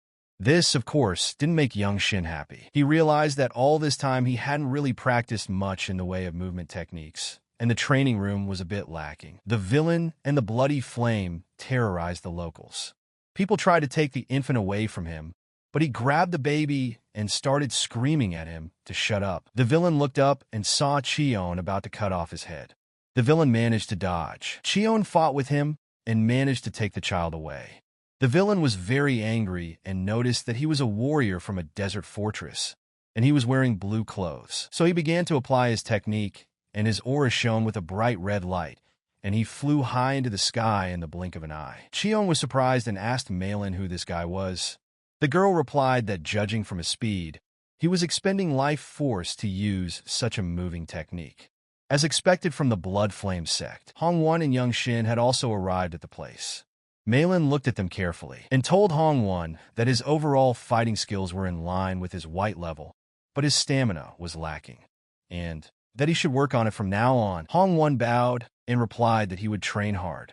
Young Shin lowered his head down at this time. Malin then turned to Young Shin and said that his fundamental skills were surprisingly well developed, and such a level of skill was rare to find among the 8 clans. And looking at the way Yun moves without using techniques, no one in the Guanig faction will be able to catch up to him anymore, not even Cheon's lil kid. Cheon looked at Malin and wondered who even cared about other people's speed. However, Yong Taeki continued to stand still in silence. Cheon walked up to Yun and asked him what he could teach him about moving techniques. Young Shin was very surprised and didn't expect such a thing. Yun asked what that meant. Cheon replied that the moving technique was not considered a full-fledged martial art of their clan, just a little walking lesson. Although it's beyond most average people, but Yun seems to be able to handle it. Young stood there puzzled, but Cheon told him not to get particularly excited since no one in the Guanig sect had ever been able to master it. Malin said that she once taught it to those who wanted to learn, but no one was successful. Cheon started showing the technique and said that although it is called a moving technique, there is no system to it. Young Shin noticed that all the energy was at his fingertips, although there was no flow activation. Cheon repeated himself and reminded him that it was just a walking lesson. Then he started climbing up the tree trunk with ease. Young Shin watched in amazement and marveled that Cheon was doing it so easily, and even his presence wasn't felt. Young Shin realized that this was still a technique of the Meng clan. Chi was not used, but something like energy was supporting the body. And even the descent is like a falling leaf. Cheon came down from the tree and asked if Young Shin had learned his lesson. Yun replied that as he realized it was some kind of wind created with energy, but it didn't have the same powers as the Meng clan. Cheon stood there in shock. Cheon asked in surprise as Yun realized it just by watching the flow of energy. Then Yang asked that wasn't that why he had shown him the technique. Yang thought about it and told the guys that thanks to them, he realized something. If you break down the movements based on martial forms and allocate energy accordingly. Hongwon took a deep breath and said that this was definitely going to be a long time, and he'd better go look for a roof over his head. The boys dispersed to their chambers. Young Shin closed his eyes in his room and tried to awaken the energy of nature. He remembered every movement of Cheon. Cheon was sitting comfortably on a hammock by a tree. Young Shin suddenly came out of the hut and walked past Cheon. He stepped farther away and froze in place. Young lowered his head down and saw the energy build up on his fingertips. Cheon couldn't believe his eyes. He thought that such a thing would be impossible to repeat and realized that Young Shin was definitely insane. It was a clear sunny day.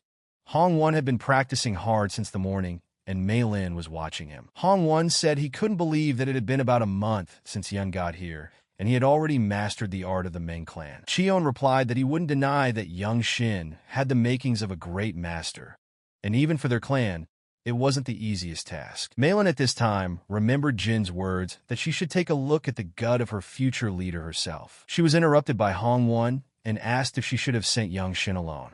Malin replied that people were too scared to leave them behind. This is a reconnaissance mission, and Young Shin can easily handle it by himself. At this time, Yun ran through the forest at full speed. He felt that this ease, speed, and distribution of strength was incommensurate with before, and it felt so good. Young found a small, dilapidated house in the forest. He thought he had finally discovered their lair. Yun thought about going back and letting everyone know, but then he saw a horrible picture. It's an animal drinking the blood of a child. Young Shin couldn't contain his anger and went downstairs. The villain spotted him, threw the child aside, and asked who he was. Then the villain realized from Yong's clothes that he was also from the desert fortress. Yong continued to stare at him silently and menacingly. The villain wiped his mouth and asked Yun if he had come alone. Then he started laughing loudly and called Yun a fool if he dared to come here alone. He warned Yog to kick at him as he was about to die, but before the villain could finish his speech, Yog had already slit his throat. When Young Shin finished, he looked at the little boy who had been killed by the villain. He immediately remembered how his family had been brutally massacred. Young Shin promised himself that he would not leave those creeps alone. He looked at the little guy again and told him to wait for him. And when Young Shin came back, he would give him a decent burial. Young gathered all his energy and channeled it into his sword. He approached the house and used the Ma Guangle sword technique. Young then broke into the house and started destroying one by one. The villains couldn't realize what was happening. Young Shin killed each of them and liked it. Then he plunged his sword into one of them's chest and began to ask that the blood flame cult lives by the principle, survival of the fittest, right? And then being killed by the stronger one is natural for them, isn't it? After saying that, he finished off the villain. Young paid attention to the cave that was opposite the house. He found that there was even more energy emanating from this cave. So it wasn't just a hiding place for the members of the blood flame cult. It was the base of the cult. Young Shin went to the cave. A bunch of barbarians were already coming out of the cave, saying who dared to attack them so recklessly. Their leader gave orders to destroy this daredevil. Young Shin noticed the villains already advancing. They came up to Yun and started telling him that he would regret sticking his neck out here. Without thinking long, Young used the technique, his aura shining with a bright blue light. He used his sword to slash one villain after another. Young Shin poured blood into the cave and killed everyone who stood in his way. Suddenly, someone from the cave asked how that puppy from the desert fortress dared to do such a thing. Young Shin looked inside carefully and noticed someone approaching him. But he was clearly not like all the previous villains. Young realized that this ominous energy was not coming from them, but from the person currently standing in front of him. Young looked at him carefully. This villain's eyes flashed with a bright red light, and his aura was drenched in pain, and his hair was the color of blood. Rumors had reached Yun that when a person reaches a certain level of internal energy, their hair color visually changes. Young Shin suggested that in that case, it could only be one person. The leader of this cult, the spiritual master. In the Blood Flame sect, they call him a blood demon with a sword. Unexpectedly, the leader told Yong that his suffering would help quench his bloodlust. Blood demon with a sword is the title held by the subdivision leaders of the Blood Flame sect. Among civilians and the lower martial world, They are equated with the reapers of death. There are very few masters skilled enough to kill reapers. Young Shin drew his sword. He realized that he needed to attack first before the reaper approached. That was how he had gained the upper hand last time, attacking before his opponent could react. Suddenly, Young attacked the reaper. The ringleader started laughing and asked that if everyone in the desolate fortress was so arrogant. At this time, Young used the play of time technique. The leader managed to dodge each blow. Young took blow after blow, but the reaper held his ground with dignity. The ringleader laughed and said that he was impressed with Yun's skills. This made Yun angry. Young Shin began to remember how his family had been brutalized, and that resentment and anger poured out into his energy. Gathering all that energy, Young threw a punch and shouted that he was no longer the man he used to be. The reaper was a little confused. Then, Young Shin grabbed his arm, and with a single movement of his hand, he broke the reaper's arm that had a sword in it. The leader got angry and was about to destroy Young with a single blow with his other hand, but Young chopped off his hand. The reaper started screaming in pain, but continued to fight. Young didn't hesitate and plunged his sword into the reaper's chest. The ringleader kept shouting that it was impossible for him to fall at the hands of someone like Yun. Young replied that it seemed like the reaper had only hurt others before and had not experienced pain himself. Then Young pulled out his sword, and the reaper fell to his knees. Young Shin exhaled a sigh of relief. He put down his sword and went to fulfill his promise. He gathered all the dead and dug a grave. He looked at each of them carefully and said that the peach blossoms would shelter their peace and take away all their pain. Young was never able to bury that little boy. When evening came, Young returned to the boy's house. Hong Won notices that Young Shin is walking on the horizon, and he has a small child behind him. Young Shin's weight is covered in blood, and the baby is covered in blood too. Malin and Cheon began to ask what had happened. Young Shin handed the baby boy to Hong Won. One asked if the boy was dead. Malin said that Yun was clearly fighting and asked what happened and how Yun was feeling. Yun replied that he was fine and it wasn't his blood. He said that he had found the place where the Blood Flame sect unit had settled. Malin replied that it was good. Suddenly it came to her. She started shouting that had Young found the sect's abode. Young began to tell me that there were 8 members of the Blood Flame, all the ones who had been causing trouble in the village. There was also a strong man with bloody hair. Malin and Cheon were shocked by what they heard. Malin said that means it was a blood demon with a sword. So it's definitely one of the Blood Flame sect factions. Cheon immediately grabbed his sword and said, thinking that they had settled nearby. And whatever their goals are, the Blood Flame sect is an enemy of the desert fortress, and it is their duty to eradicate this threat. Cheon then looked at Yun and said that the lightning genius had accomplished a great deed and could now rest. Malin supported and said that she and Cheon would deal with the rest. Yun replied that there was no need to go there anymore, and they should just send a patrol, since the people there would only be needed to help remove the bodies of the victims. Hong Won opened his mouth in shock. Malin asked, wondering if Young Won wanted to say that he defeated the blood demon with a sword and the sect members by himself. Yun looked her in the eye and replied that he had killed everyone. Cheon interjected that did he really single-handedly mop up the base of the Blood Flame sect unit. Yun replied that the moving technique Cheon had shown him was very helpful.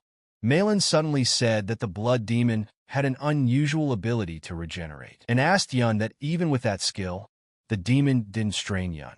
The boy was surprised and asked what she meant. Malin said that a blood demon was hard to defeat, but even those who could often died from a stab in the back because they didn't know its regeneration ability. Young hesitated and pulled out a head of bloody hair. He put it on the table and said that he hadn't realized that the demon had such an ability. Malin and Cheon stood there in shock. Yun wondered if regeneration was really dangerous. As time passed, the boys returned to the deserted fortress. Jean said that he thought it would be a simple mission, but there turned out to be a blood cult there. Jean also added that maybe it was even for the best, and maybe they were able to prevent a lot of deaths. Jean then looked at Malin carefully and asked how the lightning genius behaved in a critical situation. Malin sighed and replied that he didn't care. Cheon asked what a critical situation meant. Jean replied that if it was indeed a blood cult, then they were led by a strong leader. For a newcomer in white robes, it was dangerous. And did Cheon and Malin handle everything themselves so as not to endanger the younger one? Malin hesitated and replied that they hadn't even seen anything, since the lightning genius had gone off on a scouting trip alone and returned with news of the destruction of the cult's offshoot. Jean asked if she meant to say that Yun single-handedly trashed everything there, including the blood demon with the sword. Cheon replied that she did. Young Shin and Hongwon were relaxing in the house at this time. One started to say that it felt good to be back, since he was so attached to this place already. Hongwon then looked at Yog and asked if he thought there was some excitement around. Young Shin hesitated and replied that there was most likely a festival going on. One replied that it wasn't, and that it was just the former leader of the Divine Sword Squad returning. Vaughn began to say that he had come to contest the place of elder of the council. He also brought with him a boy who was said to have been adopted into the famous Ifwanmag family, and they also say that this boy has an extraordinary talent. Young Shin thought for a moment. He knew that Ifwanmaga was his mother's family, his close relatives, but they never visited Sanyang. Not when Yun's mother got married. Not after she gave birth to Yun and left. To them, her marriage is only an occasion for reproach, for they have almost severed ties with their daughter, who married a low-born man. Young Shin walked over to Jean and asked if he had called him. Jean silently just looked at the guy. Jean was thinking about the fact that even Yang's aura had changed. Still, to single-handedly destroy an offshoot of a blood cult couldn't be just luck. Jean then stood up and said that the head was summoning Yun to him. Yun immediately remembered the very head of the desert fortress. Yun asked Jean if there had ever been a case where a newcomer in white robes was repeatedly summoned for an audience within a year. Jean replied that this had never happened before. They passed by the blue-clad warriors, and Yun began to recognize them. The warriors began to whisper that it was a lightning genius from Ma Guanig who had defeated the blood demon with a sword. Some could not believe that the white man had killed him himself, for he looked much younger than they had imagined. Jean told Yun that it was no wonder he was being noticed. If he had single-handedly destroyed an offshoot of the blood cult, it meant that Yun was already the equal of the desolate fortress masters. Yun was thinking about how his perception of time is different from the rest of us, and he has no time to rejoice in his successes. If Yun wants to survive, he needs to reach the strength of a Divine Sword Squad leader before he turns 20. From white clothes to blue clothes, then to black clothes like Jin's, and finally to go through the 17 steps of Ma Guanig and reach the purple rank of Divine Sword Squad leader. Meanwhile, Jean and Yong walked up to the tall, golden-colored doors. Jean started knocking on the door, and behind the door, Young heard a conversation. The head was telling someone that he seemed to have a grandson. The man replied to the head that that child of inferior blood was nothing to their kind, not a disgrace to Yifwan Mag, and this is the true heir. Although he is from a side branch, his talent is exceptional. And suddenly the door opened. Jean and Yun went inside. They saw the head in front of them and bowed before her in greeting. Young Shin looked at the man carefully and realized that this man was the former leader of the Divine Sword Squad, a purple-ranked master, surpassing even Jean. The leader asked Young that if he was really the famed lightning genius from Ma Guanig. The leader introduced himself and said that he was Ma Jock, the one who had once led the Divine Sword Squad. He then said that his grandson would like to compete against a gifted peer, which is why he approached the chapter. Jock said it was nice to meet him, and Young realized that he wouldn't even recognize him. The head watched all of this in silence. Jock went on to say that he had heard a fresh rumor about Young Shin. Young Shin just stared at him silently with sadness in his eyes. Jock went on to say that having met Yun in person, he can tell that people are even understating things. He can see that Yun is strong, an incredible level for his age. Young bowed back and introduced himself. He said his name was Zhang Yong Shin from Ma Guanig. Young couldn't believe his ears. Jock asked, "What does that mean? If Yong Zhang's last name is Yong Zhang, then is he really the grandson he disowned?" Yun replied that this was the first time they were meeting him. At this time, Jin's forehead was sweating, and he asked if Yun was his sister's son. Young Shin couldn't understand what was even going on. He realized that Jin and his mother were brother and sister. Yun asked Jin that he was his uncle. Young then apologized and said that he wasn't familiar with his family's maternal lineage. He said that even in the fallen main clan, he was considered an outcast. Jin and Jinjok were surprised when they heard that. Young asked if Yun meant to say that the Zhang family had been destroyed. Yun realized from their reactions that they weren't even aware that the Zhang family had been killed. Jock began to ask how this had happened. Then he went to the head and asked her permission to speak to the child alone. Yun intervened. He apologized to Juke and asked if he wasn't a stranger to him. Yun added that as a desert fortress warrior, he respects his maternal grandfather's accomplishments, but any personal conversations are burdensome to him. Jacques was surprised. The head told Yun that his spirit was impressive. Yun bowed and said he was pleased to hear that. Suddenly, Jeek's grandson started yelling that this was unacceptable and he couldn't accept it. How could someone like Yun be a direct descendant of his grandfather? And what's with the disrespect for the previous leader of the Divine Sword Squad?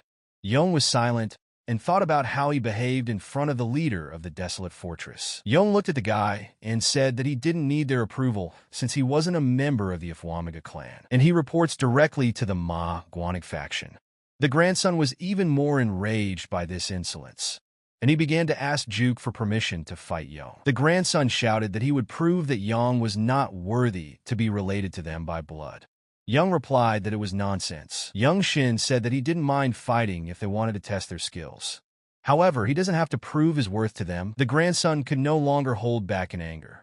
Young noticed that he was wearing combat gloves, and it looked like he was trained in Ipawan Mag's typical close combat techniques. Suddenly, the head said that enough of these arguments.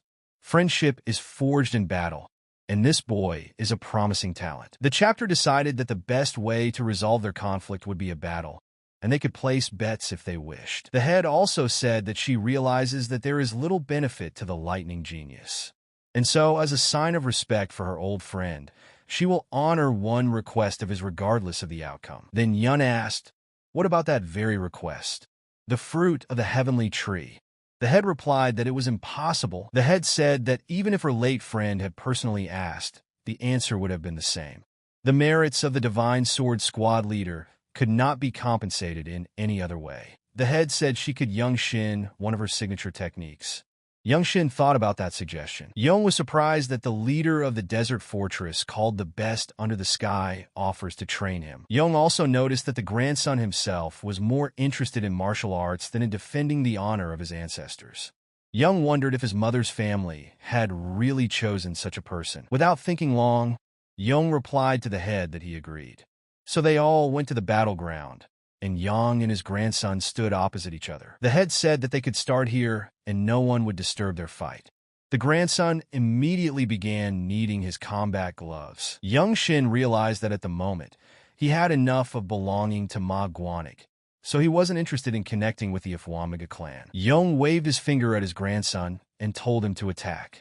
The angry grandson immediately rushed to attack. He was about to strike with his fist, but Young swung his punch aside with one hand. Grandson couldn't understand. Maybe Young had taken some rare pill if his energy was slightly superior. Young gathered and concentrated all his energy and applied the play of time technique. Grandson tried to strike, but he missed every time. Now Young saw that this was what true heirloom martial arts looked like. Despite the seeming softness, these were very sophisticated techniques of the noble school. The angry grandson started yelling and asking why Yun wasn't pulling out his sword. Yun smiled and replied that it was because of their technique. Grandson became even more angry. It seemed that this amount of energy would make him explode. Finally, he was able to strike and push Young away. However, even after such a blow, Young landed easily and effortlessly on his feet. During the fight, Young never drew his sword, and sometimes kept his hands behind his back. Jock and Jean watched this fight in amazement. The head only stood silently and smiled sweetly. Young told his grandson that he had thought of something to counter his technique. He showed his palms and said that 10 movements would be enough. Jock heard this and asked Jean that if he was going to win in 10 moves. After all, even if he is a genius, it is impossible. Jean replied that that wasn't what Young meant. It was that he would create a technique in 10 movements that would make him win. When my grandson heard this, he couldn't contain his anger and said he was going to go all out. The energy was so out of this guy. The grandson was about to demonstrate the hap-wa fist technique. Yang noticed that the grandson didn't give in to anger, but instead concentrated fully. Moreover, Yang could feel the waves of true energy emanating from him. Yang realized that it couldn't be that the purple master who once ruled the world was training him non-seriously. Yang told his grandson that although he mentioned the fist technique, He didn't mind if palm techniques were involved. Also, Yun said that he doesn't need to list his techniques to him, but to just give his best. After all, the grandson has a lot to show, and so the grandson gathered all his concentrated energy and lunged with a punch, and Yun struck back, and their fists collided. Jean watched from the side and realized that the lightning genius hadn't sagged in skills in the slightest during the journey, and had even become even better. Young Shin vigorously applied his new technique and struck a double tsukmajin. From this blow, his grandson was thrown back several meters. Jean couldn't believe it. Had Yun really been inspired by the Hapwa fist technique he had just seen? Such a blow made his grandson even angrier, and he began to generate even more energy. Yun liked it and asked for more. The grandson began to yell for Yun not to provoke him and pounced with a punch. The grandson shouted at him not to provoke him and threw a punch. From such a blow, the grandson lost his balance and was thrown backwards. Yong said that the palm technique would indeed be very interesting. The grandson began to shout that Yong was a simple redneck. The grandson was thrown further away from the grandson and fell to his knees. Jean noticed that the longer the combination, the stronger the fist energy became. It's amazing to create a new martial art in such a short period of time. Yong Shin finally exhaled and focused. He thought that he had finally created a decent martial art. The head walked up to Yun and said that she witnessed an amazing sight. It's a miracle to see a new martial art being created. Young Shin apologized and said that he hoped he hadn't disappointed her. The girl replied that it wasn't the least bit like that. The head asked if Yun had decided what he would call this fist technique. Yun replied that he had named it Undying Radiance. The head smiled and replied that a martial style that endlessly emitted radiance was an apt name. Jean told Yun that he had done a great job and congratulated him, as Yun had created an outstanding martial art. Yun replied that he had only laid down the basics so far, and it seems that the technique has yet to be perfected. Yun is still using it in the traditional Ma Guanig style. Jean replied that even if he did, there were few among the white ranking members who would be able to withstand such a blow. And he also said that he tries not to be surprised, but the speed of Yun's progress leaves him no chance. Yun replied that he needs to get even faster. Jeek approached Yun and asked him how he could earn his forgiveness. Hearing this, Jean and his grandson were shocked. Yun was also confused and didn't know how to react to this.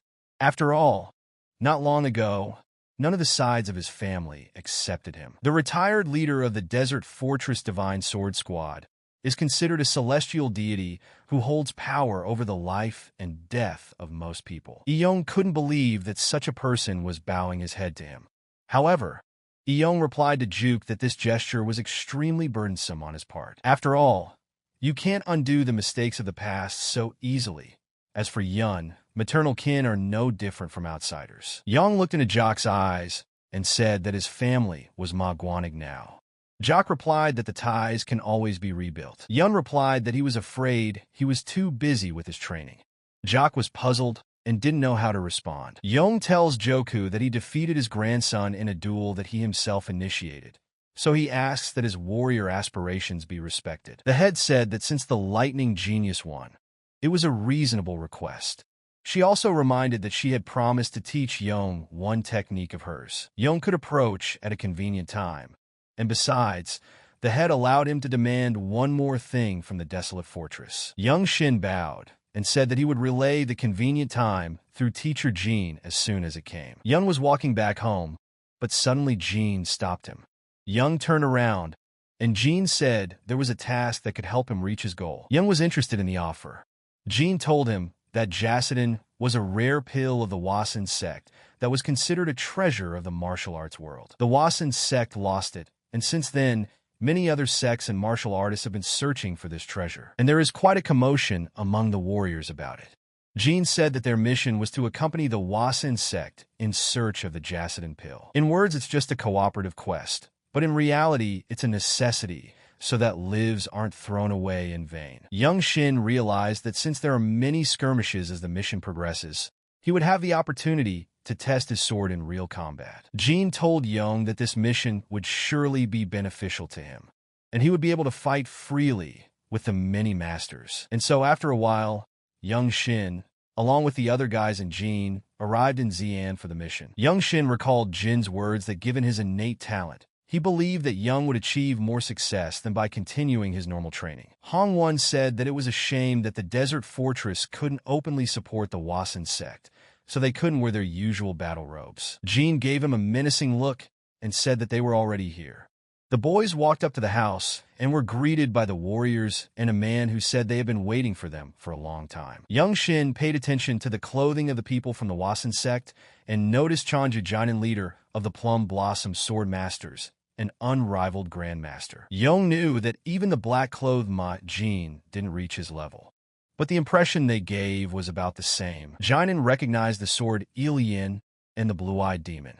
He said that meant there was no point in exchanging pleasantries, since the previous skirmish had settled the matter without words. Jinan then turned and added that although the desert fortress attitude left much to be desired, even a very green apprentice was taken on the mission. Young was surprised that they mistook him for a disciple of the desolate fortress, even though he wasn't wearing formal white clothes. Jin wanted to explain himself in front of Jinan, but the latter didn't give him the chance and said that he believed that even a desolate fortress disciple wasn't that simple. Jinan asked how about their students exchanging blows.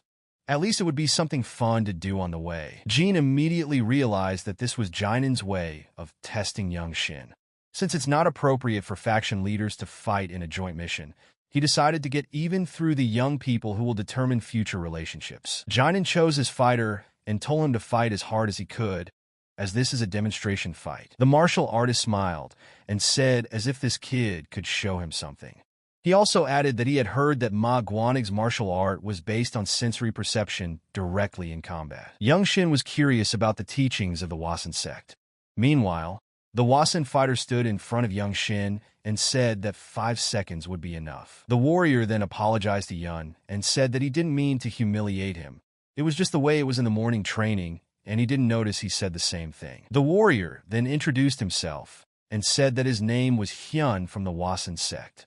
At that moment, Hong Won opened his mouth. Hong Won knew that Hyun was the hidden dragon of Wasan, said to be an outstanding disciple of the Wasan sect leader. Malin said that he was dubbed the hope of the next generation of the sect, and it was rumored that he had already begun to master the divine art of purple mist. Hong Won thought it wasn't fair to put such a master against their young Shin, who wore white clothes. Young Shin introduced himself in return and began to knead his brushes before this exhibition fight, and the Wasan warrior made the first attack. Young Shin was surprised to see such a variation in the palm technique of falling petals. In response, Young Shin used the technique of undying radiance, the first technique spiral. However, the opponent was not so simple. Young Shin wondered what kind of strength he had. Young Shin used the second Shin technique. His opponent tried the falling petal technique in response. Young Shin realized that this was enough for him to be inspired to take the third reception of the unblinking radiance. So Young asked his opponent to make it last longer, as he needs at least 10 punches. Eventually, Young concentrated all his energy and delivered a third decisive blow that sent his opponent to the ground. Young Shin exhaled and thought that this attack was pulling a third technique, and he would call her Undying Radiance, third technique Palm Bud. The Wasan warriors stood in shock. No one could understand how this guy was able to create such a thing in 3 attacks. Jinan ordered his men to pick up the boy and help him. Then he told Jin that a dragon seemed to have been raised in the desert fortress, and their grip over the martial arts world is getting even tighter. Jin smiled back and asked not to exaggerate, since the desert fortress wouldn't touch the innocents anyway. Jinan rolled his eyes and said, "That's an invariable excuse." Jinan then turned to Young and said that he had demonstrated an outstanding martial art, and it was something akin to the falling petal technique, but Jinan doesn't think anyone could have taught him Wasan techniques. Jinan then looked at his warriors and said that he hoped this would motivate even the laziest of them. And he added that if the day came when circumstances forced Yun to leave the desert fortress, Wasan would receive him as an honored guest. Jin intervened and said that Jinan was already crossing the line. Jinan responded by admitting that his greed had clouded his judgment and that it was unworthy behavior. Yongshin reflected that lightning genius was a heavy burden. Malin also noticed that it didn't please Yongshin much. Yong used almost all the energy he had on the last move. The unblinking glow used up the maximum amount of power for each movement. But the amount of internal energy consumed is too much. Young concluded that it was better to rely on the sword for the time being. After all this, the boys went to the inn. There, Cheon told Young that he should open his Jundang meridian as soon as possible. And if Young lacked internal energy, it was worth at least increasing his stamina. Young was very surprised. Malin noticed that Young didn't understand what she was talking about. The girl said that even the Shandam meridian, which is responsible for the spiritual energy in the head, doesn't give such an advantage. Malin said that this meridian would strengthen his internal energy. This means that his efficiency will also increase. Malin asked if Young had heard the legends about masters who fight tirelessly for 7 days and 7 nights. Young replied that he had. Malin then revealed that they had all trained the Zhongdan meridian. The flow of their internal energy had become steady, allowing them to repeatedly use powerful techniques. Even after the most powerful release, the flow of energy is not interrupted.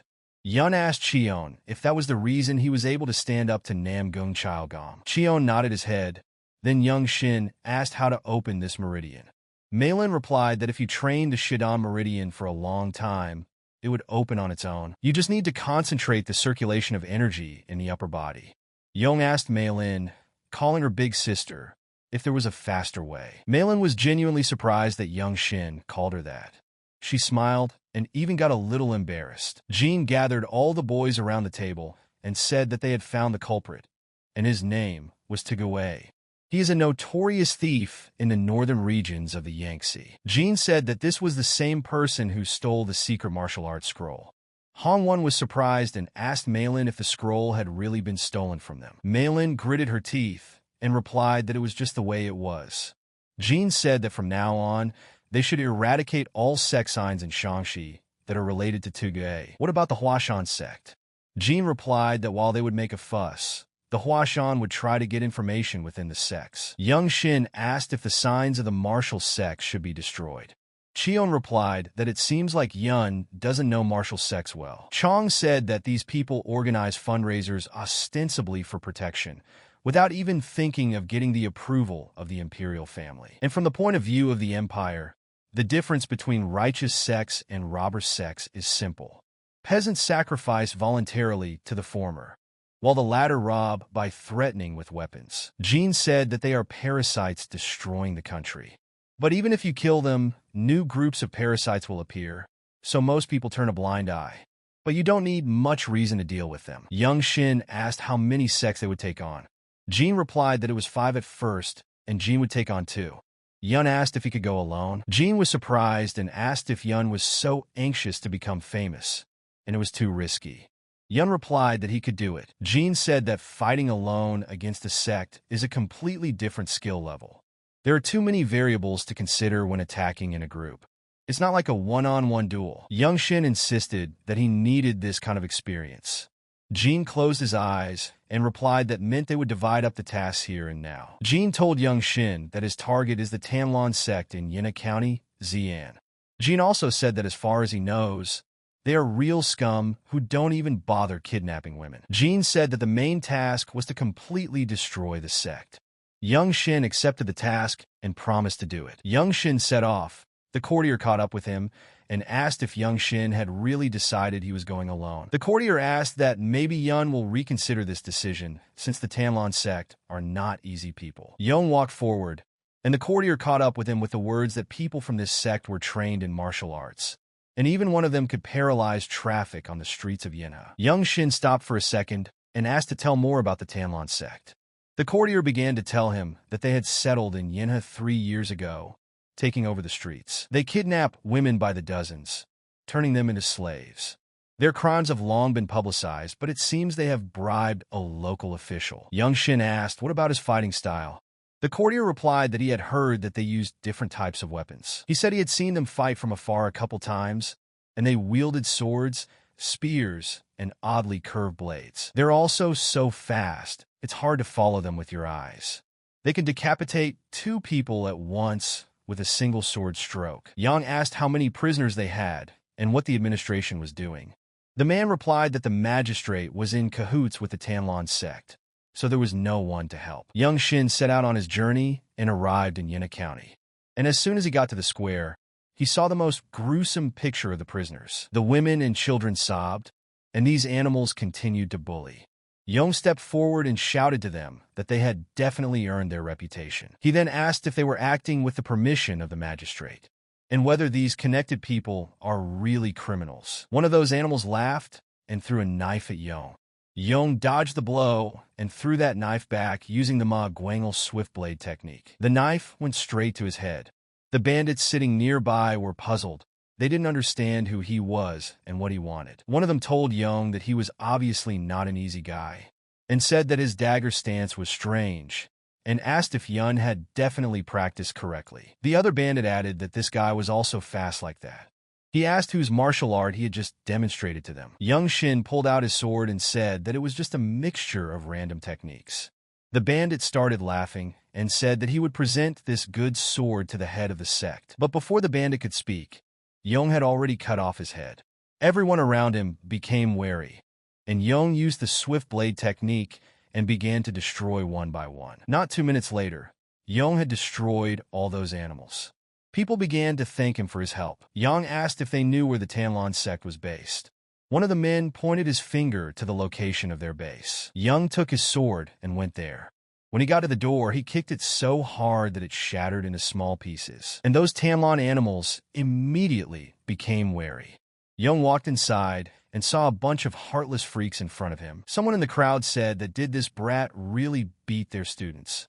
Young saw the flamboyant man in front of him and thought that he even dared to wear clothes with dragons that only an emperor could wear. The man ordered his men not to interfere, as it had been a long time since he had tasted a sword battle. He walked up to Yun and asked that he really liked playing the hero so much, and how he even dared to appear in front of their sect. Young Shin asked what his name was.